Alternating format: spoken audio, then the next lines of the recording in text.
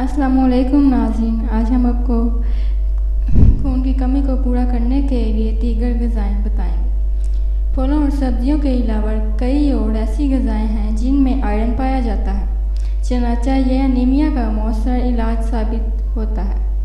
इन ग़िज़ाओं में ज़्यादातर अहम केला, काली मिर्च, आलू बुखारा, कशमकश, प्याज, मूली, कड़ी पत्ता और टमाटर शामिल हैं।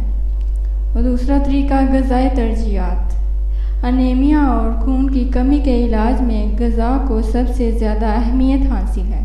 साफ़ शुदा खानों में सफ़ेद रोटी, मैदा पॉलिश किए हुए चावल, चीनी वगैरह बदन को ज़रूरी आयरन से महरूम कर देते हैं। आयरन को तरजीह के तौर पर इसकी कुदरती नमियाती शक्ल ग़िज़ाओं के ज़रिए से हासिल की जाती है।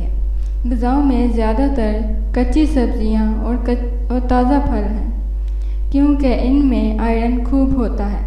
मरीज़ को इलाज के तौर पर इब्तदा में 5 दिनों तक दिन के तीनों खानों की जगह ताज़ा फलों का जूस पिलाना चाहिए।